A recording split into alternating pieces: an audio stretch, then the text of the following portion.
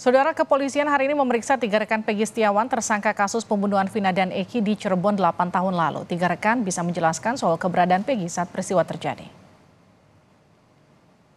Karena Peggy tidak bersalah, Peggy adalah tulang punggung kami, jadi saya mohon kepada Bapak Jokowi bebaskan anak saya karena anak saya tidak bersalah. Saya orang tidak punya, tidak mengerti apa-apa dan tidak ngerti apa-apa, udah gitu aja. Apa yang Ibu bisa yakinkan kepada Pak Jokowi bahwa Peggy tidak bersalah? Ya karena waktu itu juga Peggy tidak ada di tempat. Waktu itu Peggy tidak ada di Cirebon, Peggy sedang kerja di Bandung, gitu aja. Kartini, ibunda Peggy Setiawan meminta bantuan pada Presiden Joko Widodo untuk membebaskan putranya yang menjadi tersangka kasus pembunuhan pasangan remaja Vina dan Eki di Cirebon, Jawa Barat 8 tahun lalu.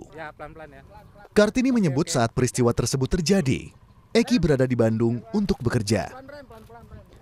Presiden Joko Widodo buka suara soal kasus pembunuhan Vina. Jokowi meminta kepolisian mengusut kasus pembunuhan Vina dan Eki secara tuntas dan transparan.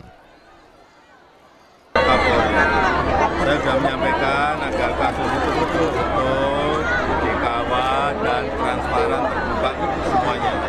Tidak ada yang perlu ditutup-tutupi. Kalau ada, ya. Kasus pembunuhan Vina dan Eki di Cirebon 8 tahun lalu. Polisi memastikan Peggy Setiawan sebagai tersangka terakhir. Hingga kini, polisi terus mendalami bukti dan saksi dugaan keterlibatan Peggy.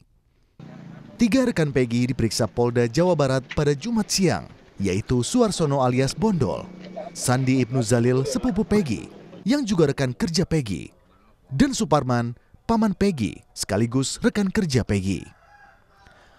Lewat kuasa hukumnya, tersangka Peggy mengumpulkan bukti dirinya tak terlibat kasus pembunuhan Vina. Kuasa hukum Peggy yakin, Peggy berada di Bandung saat kasus pembunuhan Vina terjadi, dan didukung kesaksian 3 rekan Peggy. Waktu kejadian itu Peggy sama Mas Ruby ya? Iya. Di mana? Di Bedeng di Bandung. Di Bandung. Iya. Tanggal? Lupa. Tanggal 27 Agustus 2016 itu sama lagi bareng di situ? Kayaknya bareng. Bareng. Ngapain aja waktu itu Mas di tanggal segitu? Malam? Tiduran. Tidur. Artinya benar kalau si Peggy ada di Bandung ya? Iya benar, ada di Bandung. Siap memberikan kesaksian kalau diperlukan? Siap. Pas kejadian Nono pulang, saya lagi tidur, nggak tahu aja Nono pulang. Terus tengah malam saya bangun tuh lihat Peggy masih ada di bedeng lagi tidur, samping pintu. Tanggal berapa itu, Pak? Kurang tahu tanggalnya sih, nggak ingat. Tapi pas kejadian itu tanggal ya, tapi paginya saya tanya ke Peggy, Bondol kemana, nggak ada. Bondol pulang, tapi izinnya sama Peggy pulang. Saya nggak tahu. Paginya masih ada di situ, paginya tuh. Iya. Kejadian Bondol pulang. Bersama Peggy. Ya jere, ya berjalingan lah. Oh, berdempetan ya? Iya, dan berdempetan ya. Berjejer ya. Itu bareng aja? Iya bareng aja. Satu bedeng bareng. Satu bedeng itu bareng, tapi posisi tidurnya nggak ingat. Tapi intinya ada di situ ya? Iya, Berapa, Pak? ada di situ. Tanggal berapa Bapak ingat? Malamnya tanggal 27 Agustus. Tanggal 27 malam. Kuasa hukum keluarga Vina, Hotman Paris Hutapea, juga menilai polisi terburu-buru dalam menetapkan Peggy sebagai tersangka. Menurut Hotman, dalam BAP terbaru, 5 dari 6 terpidana menyatakan Peggy bukan pelaku pembunuhan Vina. Keluarga Vina juga kecewa dengan hilangnya 2 nama DPO di kasus tersebut. Polisi menyatakan hanya Peggy sebagai buron dan lainnya fiktif. Kalau kami mengatakan bukti hukumnya belum begitu kuat untuk menyatakan Peggy ini sebagai tersangka DPO. Kenapa? Karena 5 dari terpidana yang sama-sama mengaku melakukan tidak membantah Peggy terlibat. Jadi 6 orang terpidana itu sudah di BAP dalam minggu-minggu ini. BAP baru ya. 5 mengatakan Peggy tidak terlibat, hanya 1 yang mengatakan terlibat. Ya, itu dia. Korban maupun kuasa hukum menolak pernyataan dari penyidik Polda Jabar yang menyatakan bahwa 2 DPO tersebut adalah fiktif. Terlalu cepat untuk mengatakan itu. Tidak ada lagi Kadif Humas Polri Irjen Pol Sandi Nugroho menjawab polemik dicoretnya 2 nama dari DPO oleh Polda Jawa Barat terkait kasus pembunuhan Vina. Menurut Sandi, Polri masih membuka diri jika ada laporan dari masyarakat terkait 2 nama tersebut, disertai dengan alat bukti yang dapat menunjang proses penyidikan.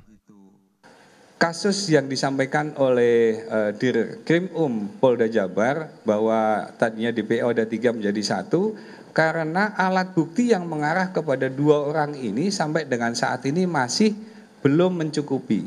Bahkan ada beberapa keterangan saksi yang menyampaikan itu adalah fiktif, nama fiktif.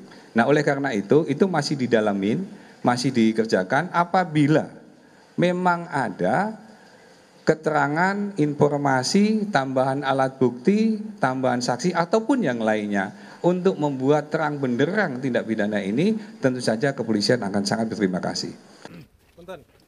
Setelah pemeriksaan 3 rekan Peggy Setiawan, polisi menjadwalkan rekonstruksi kasus ini pekan depan. Tim Liputan, Kompas TV. Jangan nunduk. Saudara, keluarga tersangka kasus pembunuhan Vina dan Eki, Peggy Setiawan alias Peron, memohon Presiden Joko Widodo turun tangan dalam kasus ini. Ibunda Peggy, Kartini, bilang sang anak tak bersalah dan minta dibebaskan. Lantas apa yang menyebabkan kasus ini terus berlarut hingga Presiden Joko Widodo pun sempat angkat bicara? Kita akan berbincang dengan kuasa hukum Peggy Setiawan, Tony RM, dan mantan penyidik Polri, Brigjen Purnawirawan Sri Suwari. Namun kita masih mencoba untuk menghubungi Pak Tony yang kabarnya sekarang sedang mendampingi salah satu saksi di Polda Jawa Barat. Kita berbincang dulu dengan Ibu Sri Suwari. Bu Sri, selamat malam, Bu. Selamat malam. Bu Sri, keluarga meminta Peggy dibebaskan, yakin Peggy tak bersalah sampai meminta pertolongan pada Presiden. Sebagai penyidik, apakah kemudian mantan penyidik ya Bu? Apakah ini kemudian membuat pressure Bu bagi pihak kepolisian? Boleh-boleh saja siapapun bisa berkata apa dan bisa meminta apa. Tetapi ketika penyidik telah memiliki sejumlah alat bukti dalam menetapkan seseorang sebagai tersangka, maka dia akan tetap teguh. Mari kita sama-sama pahami apa sih sebenarnya penyidikan itu. Penyidikan adalah serangkaian tindakan penyidik dalam hal dan menurut cara yang diatur oleh undang-undang untuk mencari serta mengumpulkan bukti. Yang dengan bukti itu membuat terang suatu peristiwa pidana yang terjadi ya untuk menemukan tersangkanya. Jadi tersangkanya bukan pelaku. Terduga pelaku. Kapan dia dikatakan pelaku? Apabila sudah terbukti. Bagaimana membuktikannya? Dibuktikan di ajang pengadilan. Nah, izin Bu saya potong. Ini kan kemudian kuasa hukum berencana untuk mengajukan pra-peradilan karena punya alibi yang dianggap cukup kuat. Ada sejumlah rekan, bahkan orang tua Peggy yang menyatakan ketika waktu kejadian Peggy tidak ada di Cirebon, Peggy ada di Bandung. Dan alibi ini kemudian diperkuat tidak hanya satu saksi tapi juga beberapa saksi. Seberapa kuat saksi yang kemudian bisa dikatakan sebagai orang yang bisa membuktikan bahwa Peggy saat itu berada bersama mereka, ini bisa membatalkan status Peggy sebagai tersangka? Status Peggy sebagai tersangka bisa saja dibatalkan. Salah satu mekanisme yang bisa ditempuh adalah pra-peradilan tadi. Maka saya dari awal mengatakan kalau memang ada keraguan bahwa penetapan tersangka terhadap saudara Peggy sudah gugat pra-peradilan, maka di sana akan diuji. Kita jangan berteriak-teriak, tunjukkan buktinya. Tidak akan ditunjukkan karena tidak ada kewajiban hukum pihak Polri untuk menunjukkan bukti itu selain di meja pengadilan. Oleh karena itu kita sangat support, mari kita support bareng-bareng kepada pengacara saudara Peggy untuk mengajukan pra-peradilan sehingga di sana bisa dilihat ketika kepolisian menetapkan yang bersangkutan sebagai tersangka cacat, tidak didukung alat bukti, minimal bukti permulaan yang cukup, alat bukti itu akan ada ketika ada di pengadilan.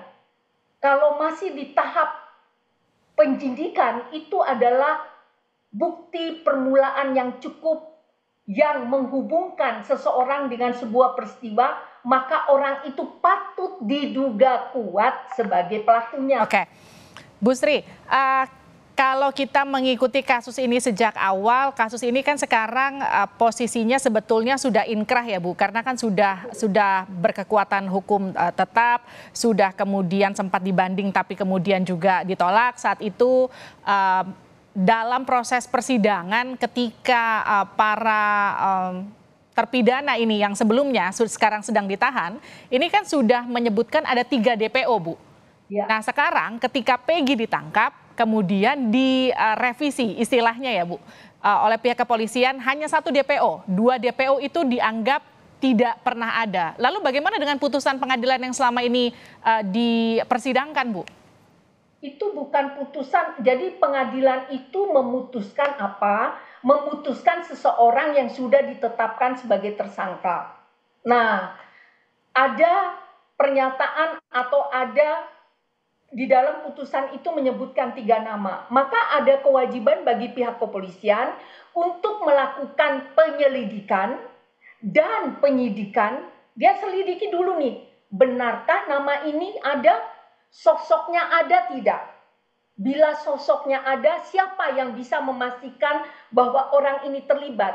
Apa alat atau barang bukti atau apa bukti permulaan yang menghubungkan peristiwa ini dengan nama-nama ini? Baik, tapi kan sebelumnya izin saya potong ya Bu. Sebelumnya kan sudah ada 3 DPO dan itu kemudian sudah dianggap sudah menjadi bagian dari bukti di persidangan. Kenapa kemudian bisa dengan mudah direvisi hanya 1 DPO? Jangan kita mengatakan mudah. Penyidikan itu tidak mudah, Mbak. Jadi yang membuat polisi belum menyebutkan itu sebenarnya bukan direvisi. Orang-orang yang sebelumnya menyatakan nama itu menyatakan tidak nama itu. Sebagai contoh, sekarang aja Peggy kan disangsikan. Dalam DPO yang dulu rambutnya keriting, Peggy. Nah, sekarang ternyata tidak. Ini juga hal-hal karena apa, Mbak? Jadi yang menyebutkan nama-nama itu bukan kepolisian, tapi keterangan-keterangan mereka yang terlibat di dalamnya. Nah, ini mohon dimengerti oleh teman-teman sekalian.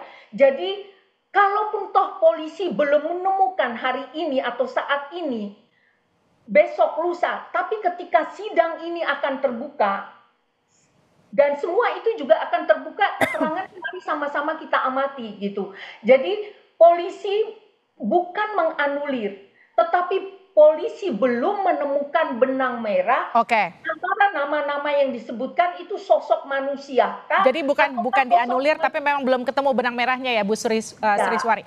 Terima kasih Bu Sri sudah bergabung bersama kami di Sapa Indonesia Malam, sehat-sehat selalu. Ya, terima kasih.